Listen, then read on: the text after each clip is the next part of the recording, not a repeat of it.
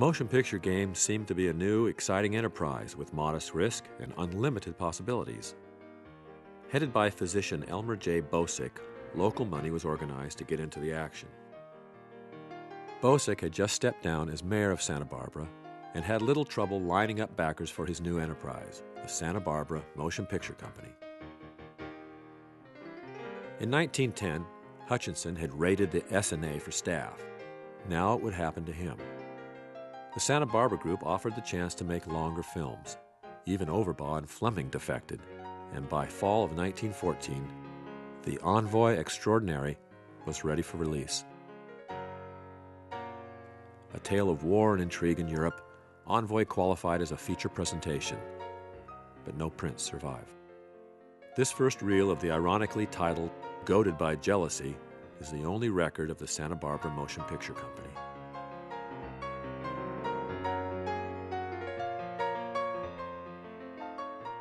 The film was a two-reeler, but only the first reel was found, and that was in New Zealand.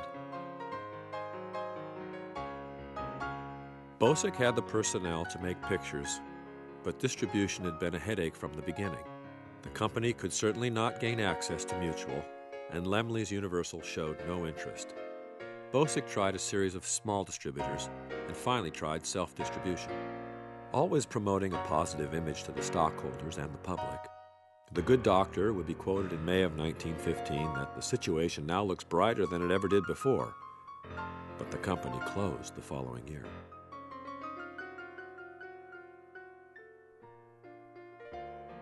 Hutchinson could certainly point to Bosick's experience for support in his caution about the longer feature films, but the public was getting used to longer films. Metro, Universal, and Paramount were all moving in that direction. Yet Flying A Films kept making a profit, and if the product wasn't daring, the plans for the studio were.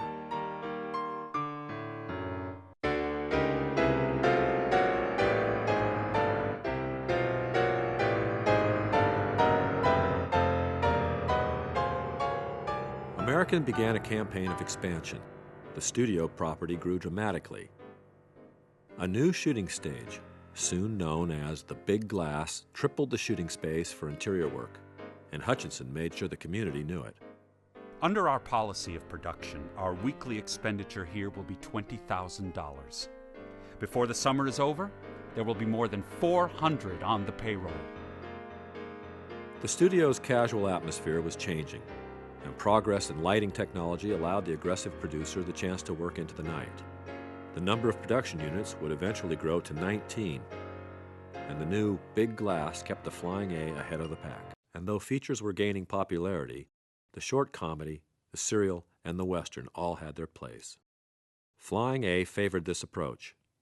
It was also a good place to develop new talent. Frank Borzage would go on to a long, rewarding career, directing films like Humoresque and A Farewell to Arms. He would direct Hollywood productions into his 60s. The two-reel western, The Pitch-O Chance, in which Borzage also played the lead, gave Frank his chance to direct. Unlike the more important features, the short program films remained cheap to produce, and that meant fertile ground for learning the trade.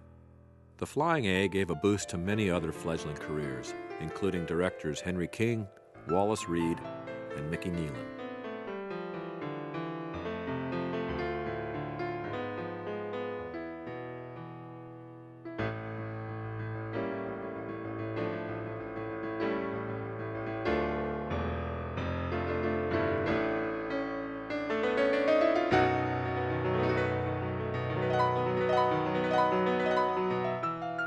Making westerns in 1915 didn't really take a very large crew.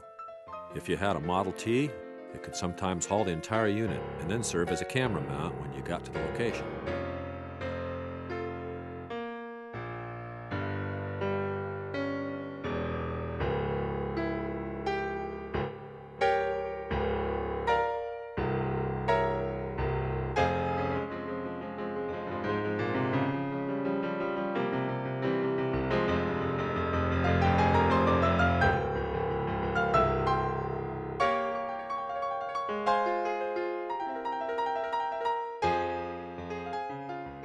It was common practice in the teens for actors to try their hand at directing. Some, like Borzage, found it to be a good fit. But the two-reelers like The Pitch o' Chance were becoming passé and giving way to the longer feature specials. Flying A entered the arena with a Margarita Fisher picture called The Quest. Primarily shot on Santa Cruz Island off the Santa Barbara coast, the film announced Americans' intention to compete. Reviewed in Motography in the same issue as The Birth of a Nation, The Quest also shared the praise. It's a winner. All of the skills used in securing the photographic effects that have made the American films popular the world over have been employed in this production to furnish a beautiful background for the acting of the ever-pleasing Margarita Fisher. So much of what we know about the silent film period is not based on what happened. It's based on what people decided to save to let us know what happened. And so the saving of Birth of a Nation, the D.W. Griffith film, is what we base the whole period was on. The American Film Manufacturing Company made more than 1,200 films, which is incredible that so few of this one company films remain. But it's the same thing with another 100 different companies. People simply didn't save this stuff.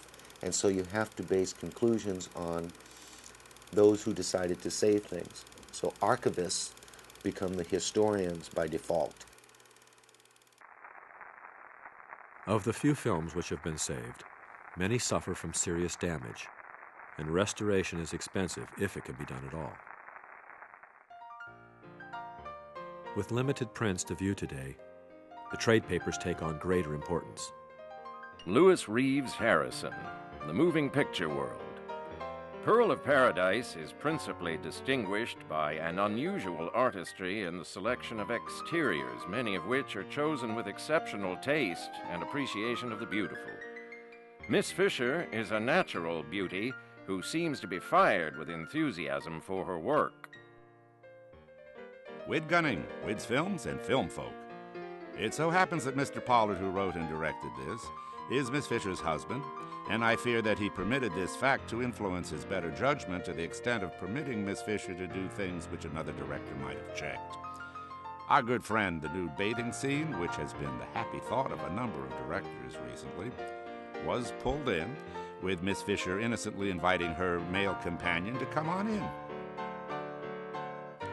It all finished with the home on the island being burned, while the hero, Miss Fisher, and her father escaped through an underground passage to the ship and sailed away. According to the exteriors which we saw of this fire while the principals were still inside the building, I would say that they must have been wearing asbestos suits to have escaped alive. The box office angle?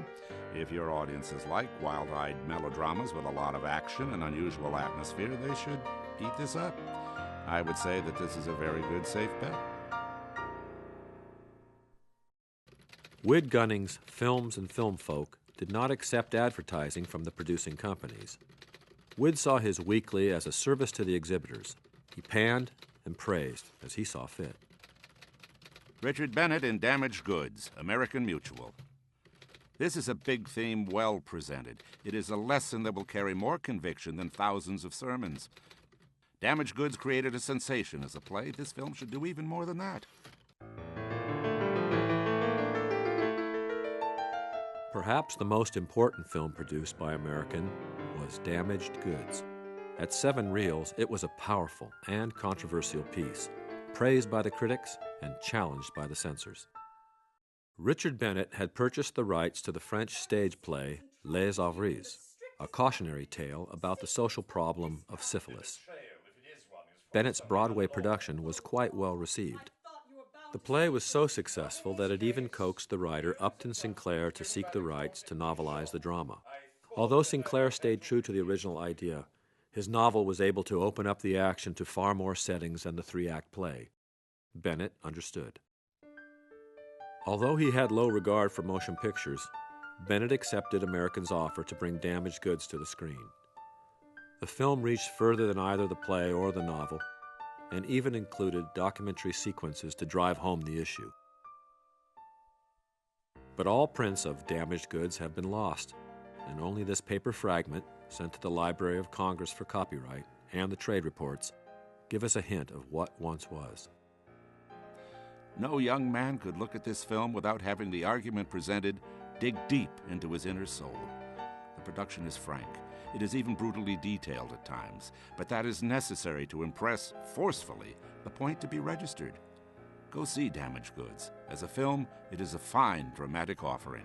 Wood Gunning, September 30th, 1915.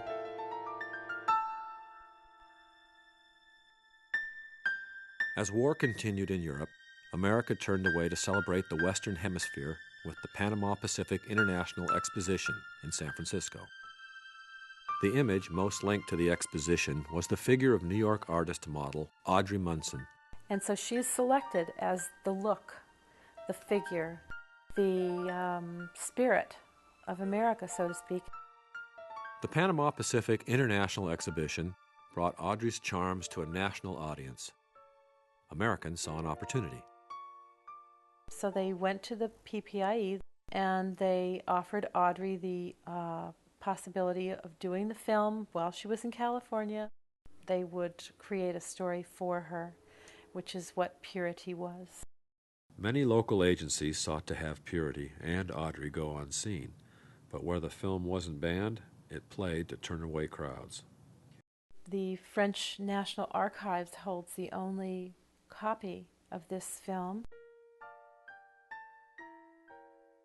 Their goal is to restore their cachet of American silent films, and that Purity, though, they felt was the rarest of all the films, and that's why they chose to restore Purity.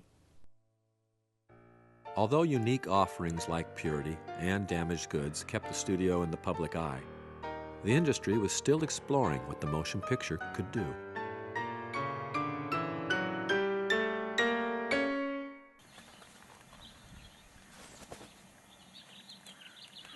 No, back. Is that what you want? That's good. Let me go.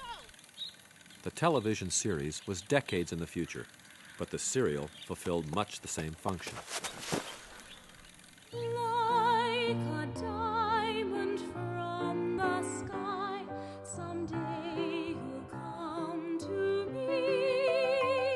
The Diamond from the Sky was promoted as a picturized romantic novel. The 30-episode thriller was syndicated through the Chicago Tribune and followed along with each week's two-reeler. The serial was very successful with the public, although it had every right to fail. Mary Pickford had been offered the lead, but she passed on entering the serial world and recommended her sister Lottie. Choosing to go with the recognized name, Diamond went to work with an ensemble cast of Lottie Pickford, Irving Cummings, William Russell, and Charlotte Burton. 1/3 of the way through the shooting schedule, director Jacques Chicard would leave for a better offer from Universal. This made room for William Desmond Taylor. As shooting continued, two things became evident.